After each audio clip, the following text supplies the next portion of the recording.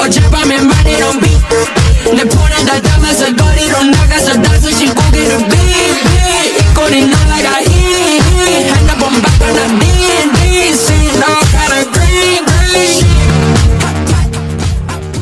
Assalamualaikum dan salam sejahtera. Saya Halina dan anda sedang menonton studio TV PSS. Dalam liputan khas kali ini, kami membawa anda mengikuti program lawatan sambil belajar prasekolah bersama pengawas Pusat Sumber Sekolah. Perjalanan hari ini bermula di pesisiran Pantai Melaka, menyelami usaha memelihara khazanah alam yang semakin berharga di Pusat Konservasi Penyu.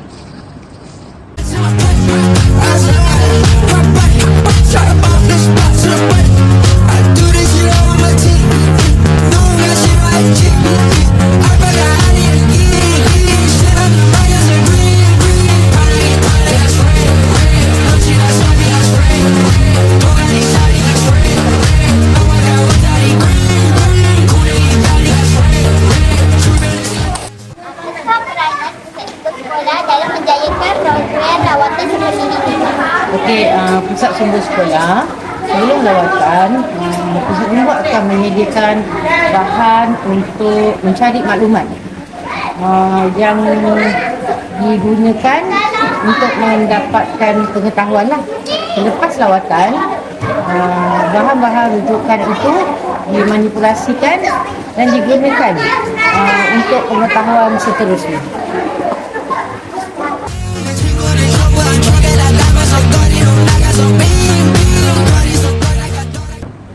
Terima kasih atas laporan yang cukup menarik itu. Daripada posisi pantai yang menyimpan khazanah kehidupan marin, kini kita meneruskan perjalanan ke destinasi yang membawa kita mengenali alam semesta. Kompleks Sekolah Al-Qawadis ini bukan sekadar pusat astronomi, malah menjadi model pembelajaran yang menghubungkan ilmu sains, sejarah dan kebesaran ciptaan Tuhan.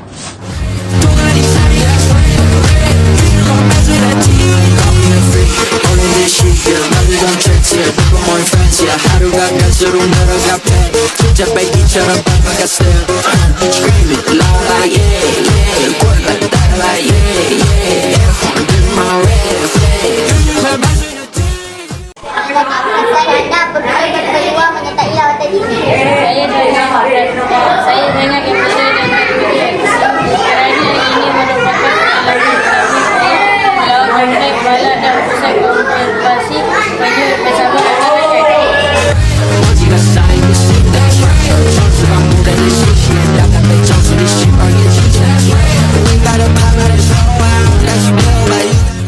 Apakah yang mendorong Persatuan WI untuk bekerjasama dalam menjayakan program pendidikan seperti ini? Kami percaya bahawa pendidikan bukan hanya berlaku di dalam bilik belajar, bilik darjah. Tetapi melalui lawatan seperti ini boleh akan dapat memperoleh pengalaman sebenar, menambah ilmu pengetahuan serta membina keyakinan diri. Oleh itu, saat pertubuhan perkumpulan perempuan calon air murid daerah Hantuah Jaya sentiasa menyokong program yang memberi manfaat kepada masyarakat, khususnya pelajar-pelajar sekolah, bagi menambahkan integriti pembelajaran pendidikan di dalam diri mereka sendiri. InsyaAllah.